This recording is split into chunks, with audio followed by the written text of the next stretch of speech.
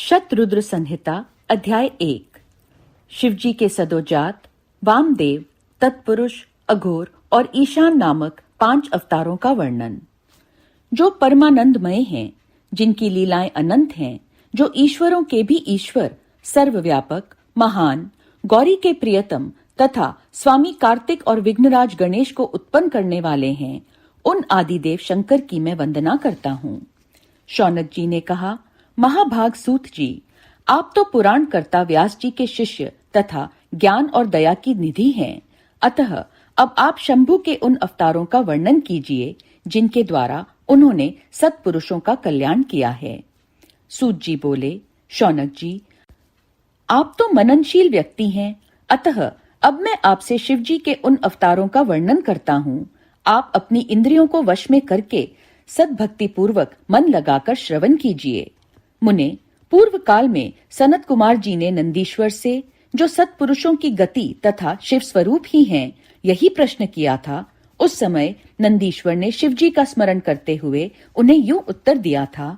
नंदीश्वर ने कहा, मुने, यूं तो सर्वव्यापी सर्वेश्वर शिव के कल्प कल्पांतरों में असंख्य अवतार हुए हैं, तथापि इस समय मैं अपनी बुद्धि के अनुसार उनमें से कुछ का वर्णन करता हूँ।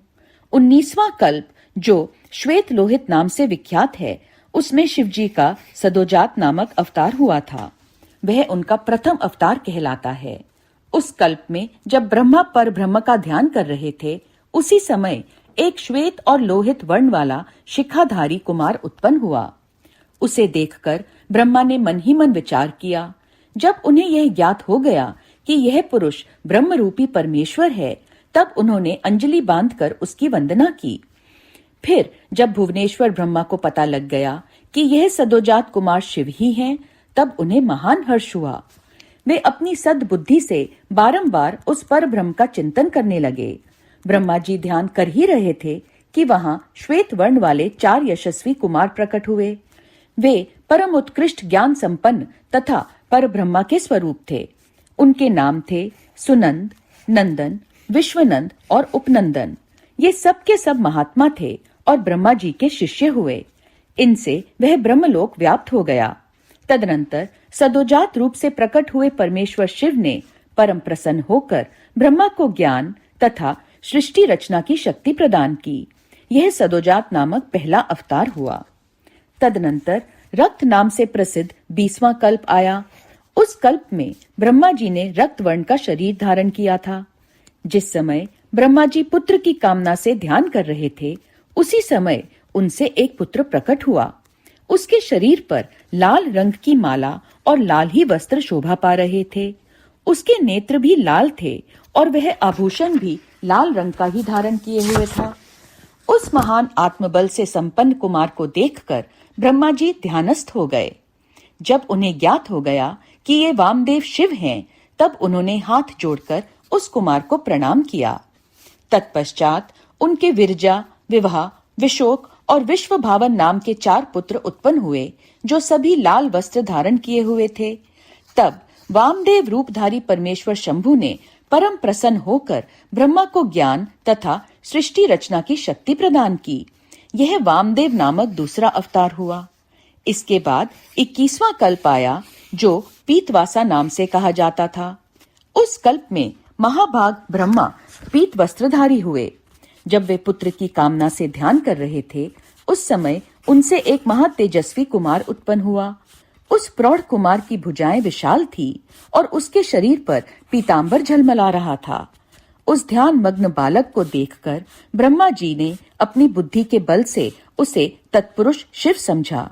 तब उन्होंने ध्यान युक्त चित्त से संपूर्ण लोकों द्वारा नमस्कृत महादेवी शंकरी गायत्री का जप करके उन्हें नमस्कार किया। इससे महादेव जी प्रसन्न हो गए। तत्पश्चात उनके पार्श्व भाग से पीत वस्त्रधारी दिव्य कुमार प्रकट हुए। वे सब के सब योग मार्ग के प्रवर्तक हुए। यह तत्पुरुष नामक तीसरा अवतार हुआ। तत्पश्चात स्वयंभू ब्रह्मा के उस पीतवर्ण नामक कल्प के बीत जाने पर पुनः दूसरा कल्प प्रवृत्त हुआ। उसका नाम शिव था। जब एकार्णव की दशा में 1 सहस्त्र दिव्य वर्ष व्यतीत हो गए, तब ब्रह्मा जी प्रजाओं की सृष्टि करने की इच्छा से दुखी होकर विचार करने लगे। उस समय उन महातेजस्वी ब्रह्मा के समक्ष एक कुमार उत्पन्न हुआ। उस महापराक्रमी बालक के शरीर का रंग काला था। वह अपने तेज से उद्दीप्त हो रहा था तथा काला वस्त्र, काली पगड़ी और काला यज्ञोपवीत धारण किए हुए था। उसका मुकुट भी काला था और स्नान के पश्चात अनुलेपन चंदन भी काले रंग का ही था।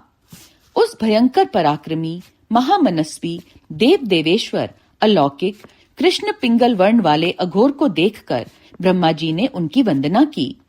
तत्पश्चात ब्रह्मा जी उन भक्त वत्सल अविनाशी अघोर को ब्रह्मरूप समझकर इष्ट वचनों द्वारा उनकी स्तुति करने लगे।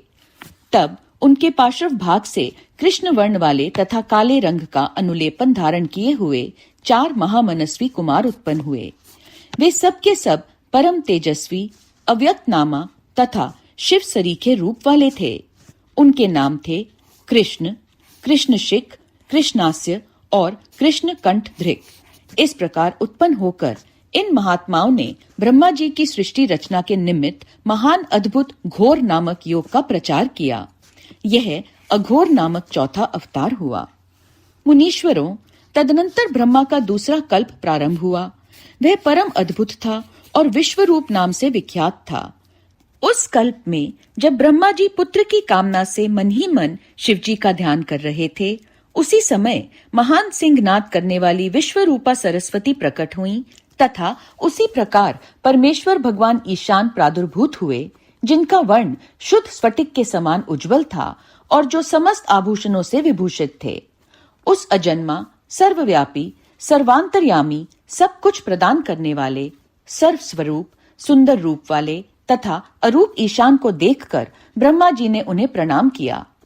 तब शक्ति सहित विभु ईशान ने भी ब्रह्मा को सन्मार्ग का उपदेश देकर 4 सुंदर बालकों की कल्पना की। उन उत्पन्न हुए शिशुओं का नाम था जटी, मुंडी, शिखंडी और अर्धमुंड। वे योगानुसार सधर्म का पालन करके योग गति को प्राप्त हो गए। यह ईशान नामक 5वां अवतार हुआ। सर्वज्ञ सनत कुमार जी, इस प्रकार मैंने जगत की हित कामना से सद्योजात आदि अवतारों का प्राकट्य संक्षेप से वर्णन किया।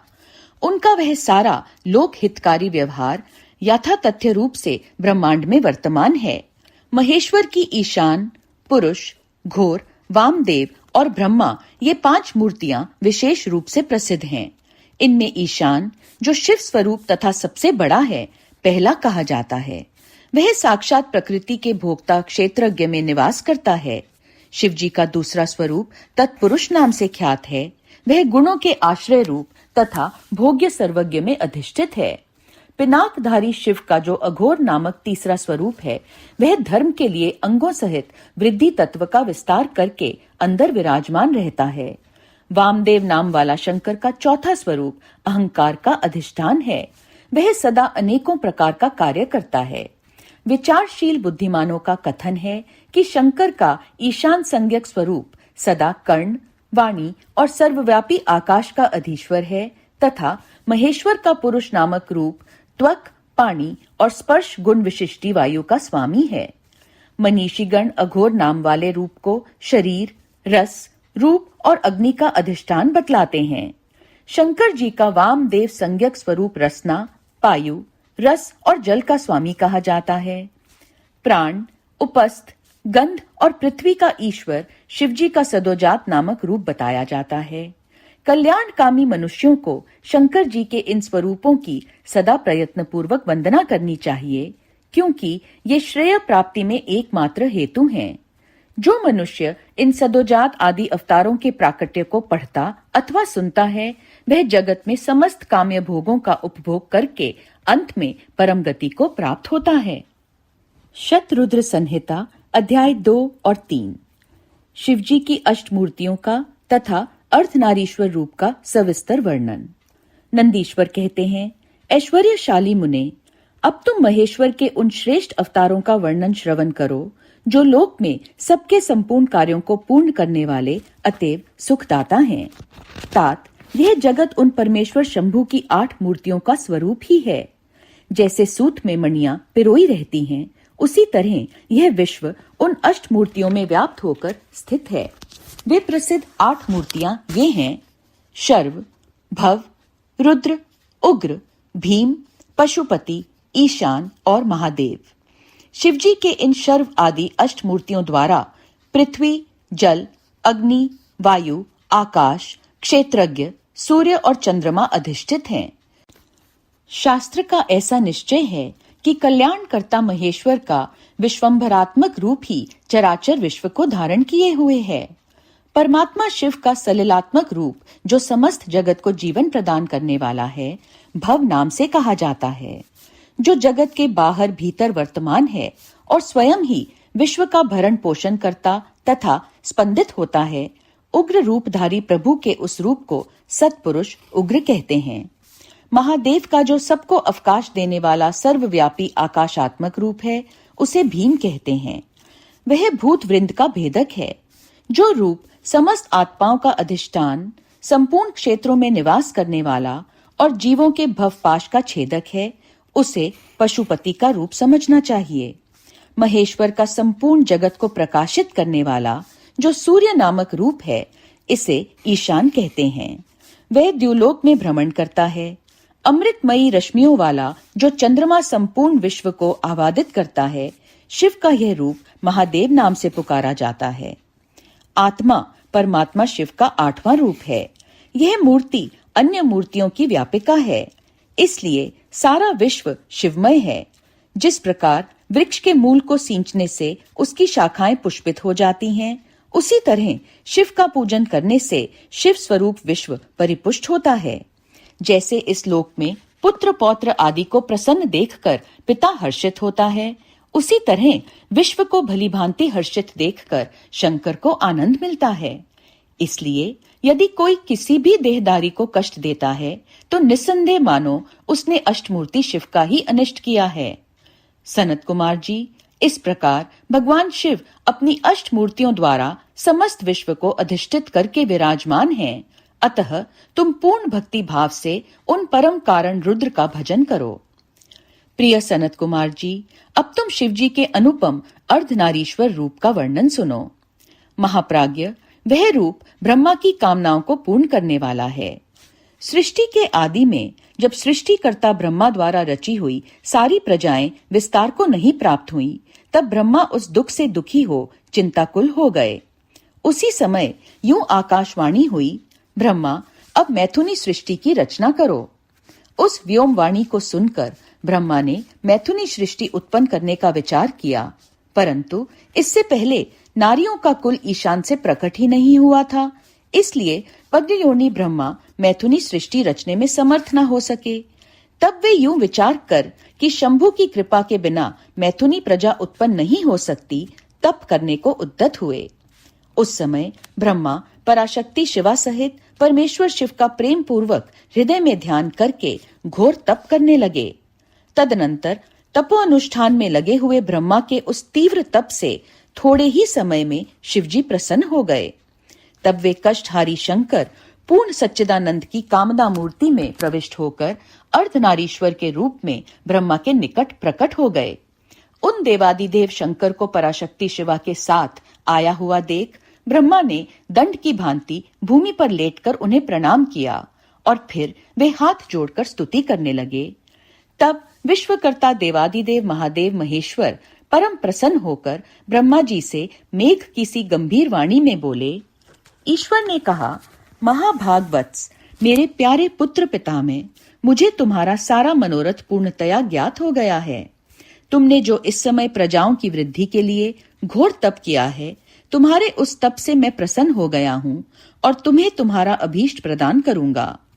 यूं स्वभाव से ही मधुर तथा परम उदार वचन कहकर शिवजी ने अपने शरीर के अर्ध्य भाग से शिवा देवी को पृथक कर दिया। तब शिवजी से पृथक होकर प्रकट हुई उन परम शक्ति को देखकर ब्रह्मा विनम्र भाव से प्रणाम करके उनसे प्रार्थना करने लगे।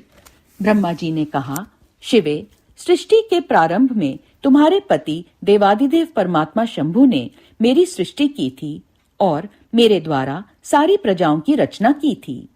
शिवे, तब मैंने देवता आदि समस्त प्रजाओं की मानसिक सृष्टि की, परंतु बारंबार रचना करने पर भी उनकी वृद्धि नहीं हो रही है।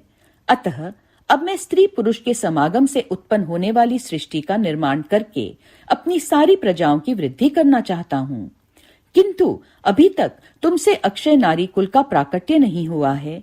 इस कारण नारी कुल की सृष्टि करना मेरी शक्ति के बाहर है।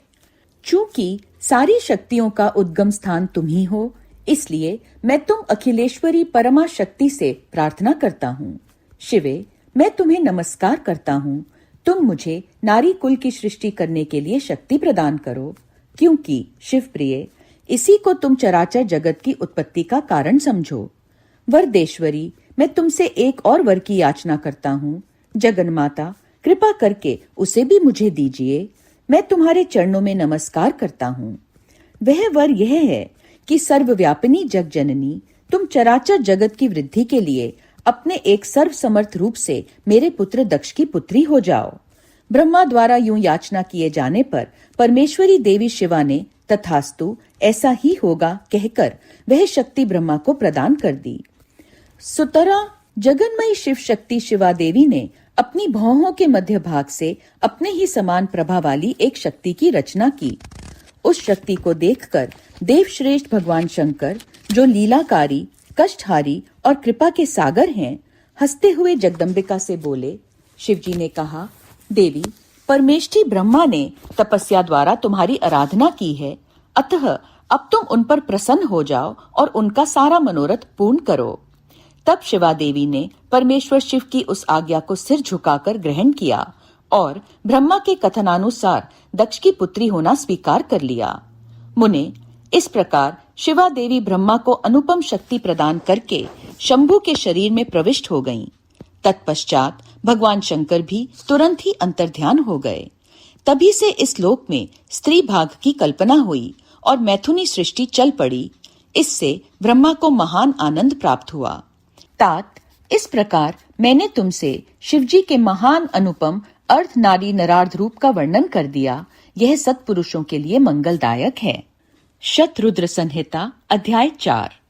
वाराह कल्प में होने वाले शिवजी के प्रथम अवतार से लेकर नवम ऋषभ अवतार तक का वर्णन। नंदीश्वर कहते हैं, सर्वज्ञ सनत कुमार जी, एक बार रुद्र ने हर्षित होकर ब्रह्मा जी से शंकर के चरित्र का प्रेम पूर्वक वर्णन किया था। वह चरित्र सदा परम सुखदायक है, उसे तुम श्रवण करो। वह चरित्र इस प्रकार है।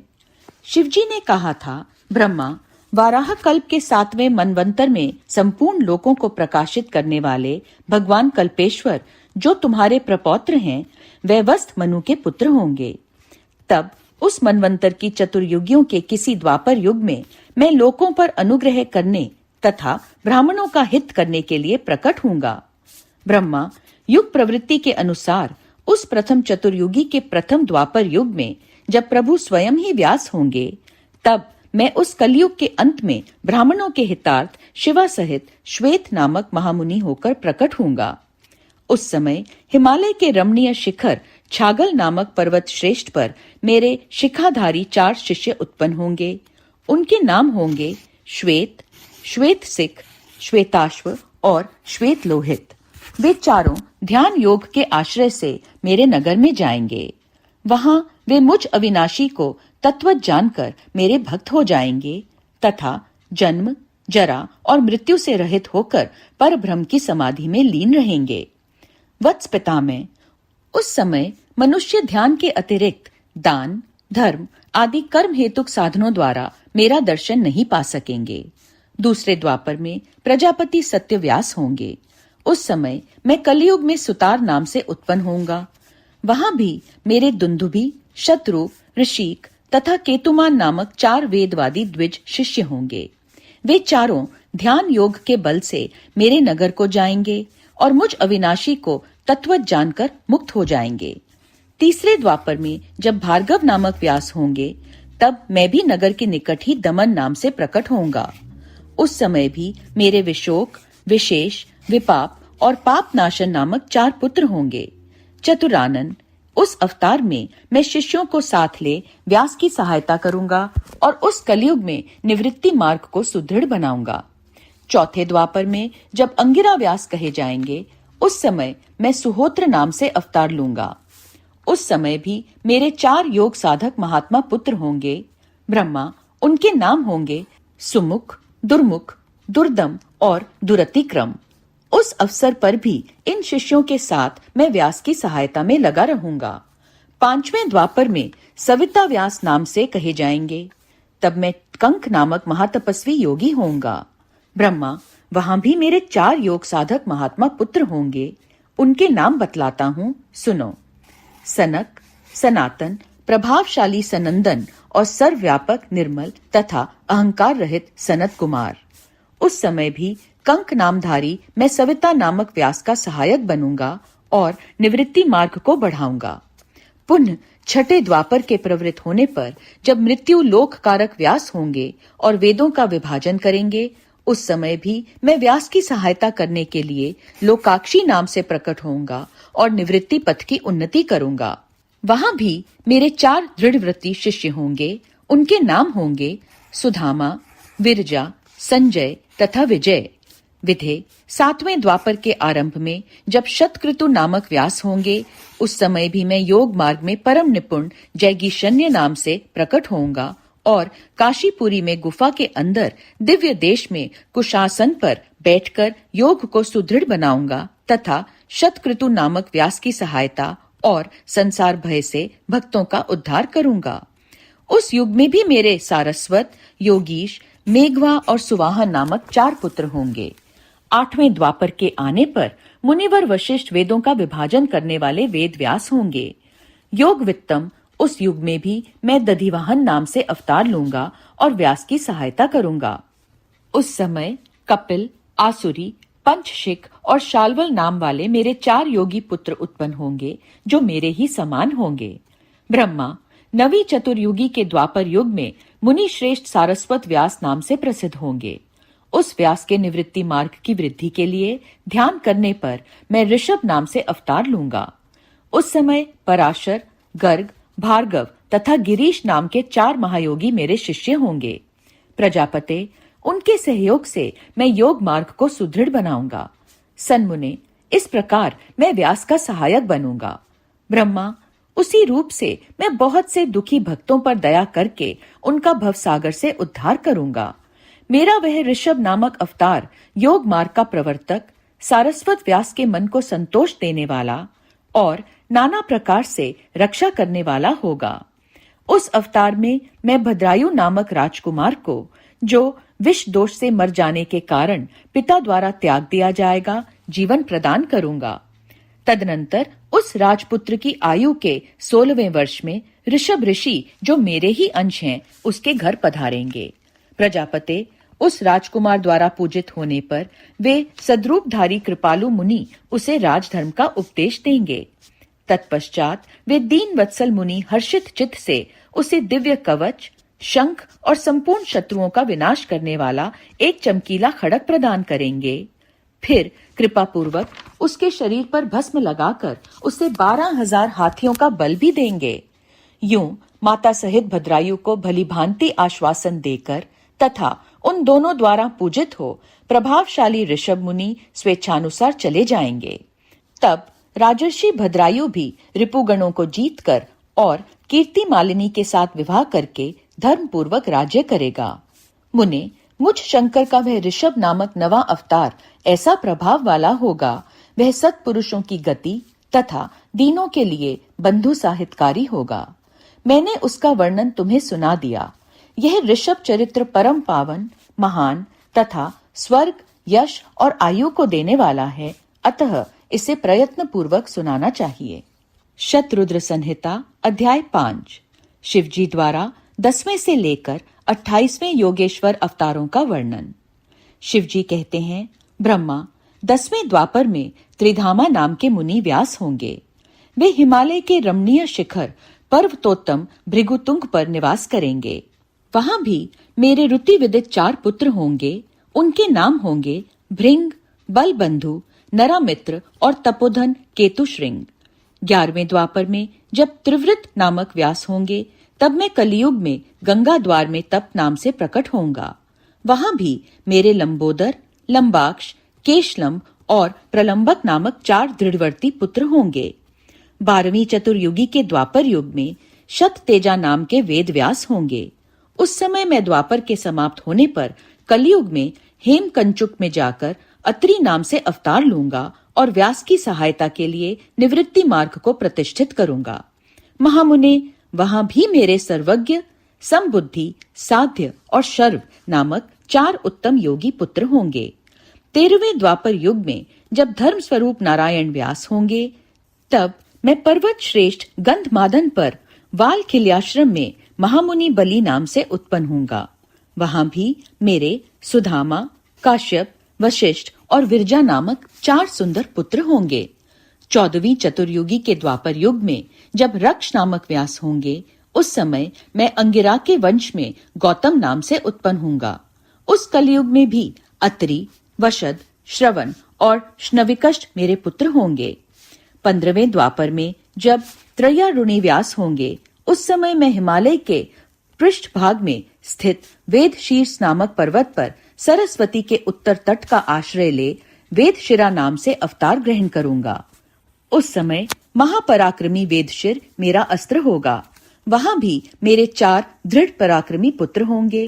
उनके नाम होंगे कुणी, कुणिबाहु, कुशरीर और कुनेत्रक। 16वें द्वापर युग में जब व्यास का नाम देव होगा, तब मैं योग प्रदान करने के लिए परम पुण्यमय गोकर्ण वन में गोकर्ण नाम से प्रकट होऊंगा। वहां भी मेरे काश्यप, उष्णा, च्यवन और बृहस्पति नामक 4 पुत्र होंगे। वे जल के समान निर्मल और योगी होंगे तथा उसी मार्ग के आश्रय से शिवलोक को प्राप्त हो जाएंगे। 17वीं चतुर्युगी के द्वापर युग में देव कृतंजय व्यास होंगे। उस समय मैं हिमालय के अत्यंत ऊंचे एवं रमणीय शिखर महालय पर्वत पर गुहावासी नाम से अवतार धारण करूंगा, क्योंकि हिमालय शिव क्षेत्र कहलाता है। वहीं उत्तथ्य, वामदेव, महायोग और महाबल नामक मेरे पुत्र भी होंगे। 18वीं चतुर्युगी के द्वापर युग में जब ऋतंजय व्यास होंगे, तब मैं हिमालय के उस सुंदर शिखर पर, जिसका नाम शिखंडी पर्वत है और जहां महान पुण्यमय सिद्ध क्षेत्र तथा सिद्धों द्वारा सेवित शिखंडी वन भी है, शिखंडी नाम से ही उत्पन्न होऊंगा। वहां भी वाचश्रवा, रुचिक, श्यावास्य और यतीश्वर नामक मेरे 4 तपस्वी पुत्र होंगे। 19वें द्वापर में महामुनि भरद्वाज व्यास होंगे। उस समय भी मैं हिमालय के शिखर पर माली नाम से उत्पन्न होऊंगा और मेरे सिर पर लंबी लंबी जटाएं होंगी। वहां भी मेरे सागर के से गंभीर स्वभाव वाले हिरण्यनामा, कौसल्य, लोकाक्षी और प्रधिमी नामक पुत्र होंगे। 20वीं चतुर्युगी के द्वापर में होने वाले व्यास का नाम गौतम होगा। तब मैं भी हिमवान के पृष्ठभाग में स्थित पर्वत श्रेष्ठ अट्टहास पर, जो सदा देवता, मनुष्य, यक्षेंद्र, सिद्ध और चारणों द्वारा अधिष्ठित रहता है, अट्टहास नाम से अवतार धारण करूंगा। उस युग में मनुष्य अट्टहास के प्रेमी होंगे। उस समय भी मेरे उत्तम योग संपन्न 4 पुत्र होंगे। उनके नाम होंगे सुमंत, वरवरी, विद्वान कबंध और कुणिकंधर।